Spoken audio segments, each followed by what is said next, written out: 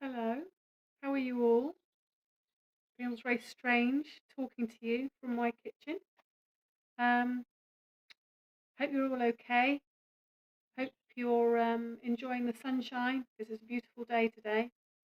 And I just wanted to say how proud I was, like we all are, how proud we are of the resilience you're showing and the hard work that you are doing and the determination that you're showing. And we're really proud of you all, and we're so looking forward to seeing all of you back in school as soon as we possibly can. I wanted to take this opportunity to talk about something that's very dear to my heart. I wanted to talk to you a little bit about the NHS.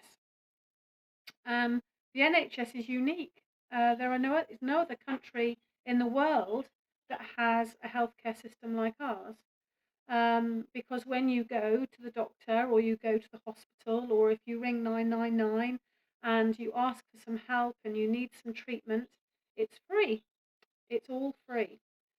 It didn't used to be like that. Um, it was started before the war, before the Second World War. If you were poorly or you needed some medicine, or if you'd broken your arm and you needed a plaster cast, you would have had to have paid for the treatment that you were going to receive, which meant that many people didn't get the health care that they needed because they couldn't afford it. So there was a government in power, and it was run by a gentleman called Mr. Attlee, and on the 5th of July 1948, the NHS was born, which meant that it didn't matter how rich you were, how poor you were, how old, how young you were, where you lived, whether you lived in a palace or whether you lived in a little house somewhere, that everybody was entitled to have treatment from the NHS, and it was free, and the government paid for it.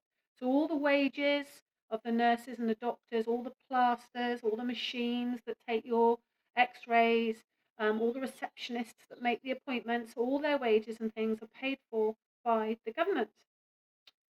So where does the government get its money from? You can't just make money out of thin air. You can't just print it because it will devalue it. So where do they get their money from to be able to pay for this amazing resource? Well, they get it from taxes. And when you go and have a job, if you're working somewhere, if you're a teacher like me, I pay a tax, which means that for every pound that I earn, approximately 70 pence, I get 70 pence, and the government gets 30 pence. So if I earned £100, I would get £70, and the government would get £30. And everybody in the United Kingdom who works and earns money in a job will pay taxes.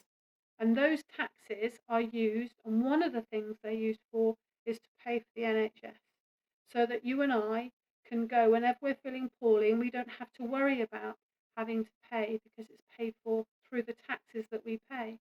So all the workers, in a way, are superheroes too, because they're helping support the NHS, and they're helping look after us all, because the NHS are the real warriors at the moment and are helping to save countless people, mums and dads and aunties and uncles and things like that. So just wanted to talk to you a little bit about how wonderful they are and how lucky we are, because there's no other country in the world that has a healthcare system like ours.